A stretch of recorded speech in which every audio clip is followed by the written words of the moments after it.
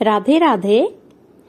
वाल्मीकि रामायण में माता सीता द्वारा पिंड दान देकर राजा दशरथ की आत्मा को मोक्ष मिलने का संदर्भ आता है। वनवास के दौरान भगवान राम, लक्ष्मण और सीता माता पितृपक्ष के वक्त श्राद्ध करने के लिए गया धाम पहुंचे थे। वहां ब्राह्मण द्वारा बताए श्राद्ध कर्म के लिए सामग्री जुटाने हेतु श्री राम और लक्ष्मण नगर की ओर चले दिए। ब्राह्मण देव ने माता सीता को आग्रह किया कि पिंडदान का समय निकलता जा रहा है।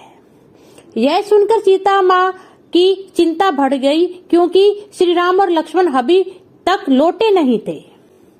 इसी उपरांत दशरथ जी की आत्मा ने उन्हें आभास कराया कि पिंडदान का वक्त बीता जा रहा है। यह जानकर सीता माता चिंतित हो गई। तब सीता माता ने समय के महत्व को समझते हुए यह निर्णय लिया कि वे स्वयं अपने ससुर राजा दशरथ जी का पिंडदान करेंगी।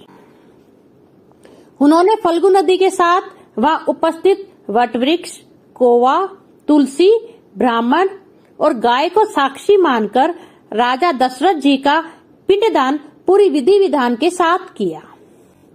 इसी क्रिया के उपरांत जैसे ही उन्होंने हाथ जोड़कर प्रार्थना की तो राजा दशरथ ने माता सीता का पिंडदान स्वीकार किया।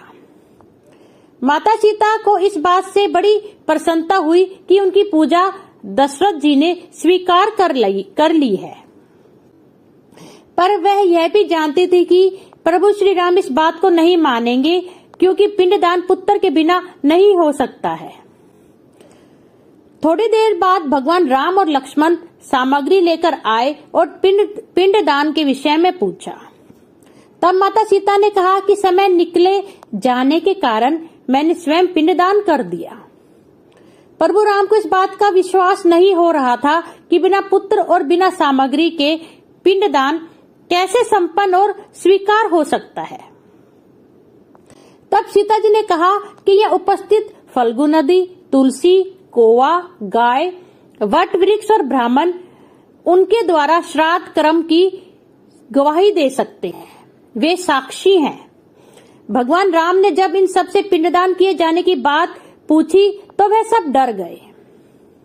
तब फल्गु नदी, गाय, कौवा, तुलसी और ब्राह्मण पांचों ने प्रभु राम का क्रोध देखकर झूठ बोल दिया कि माता सीता ने कोई पिंडदान नहीं किया। सिर्फ वट वृक्ष से सत्य कहा कि सीता माता ने सबको साक्षी रखकर विधि पूर्वक राजा दशरथ जी का पिंडदान किया है।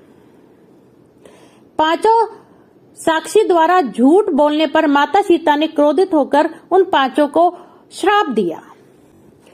फल्गु नदी को श्राप दिया कि वह सिर्फ नाम की ही नदी रहेंगी, उसमें पानी नहीं रहेगा।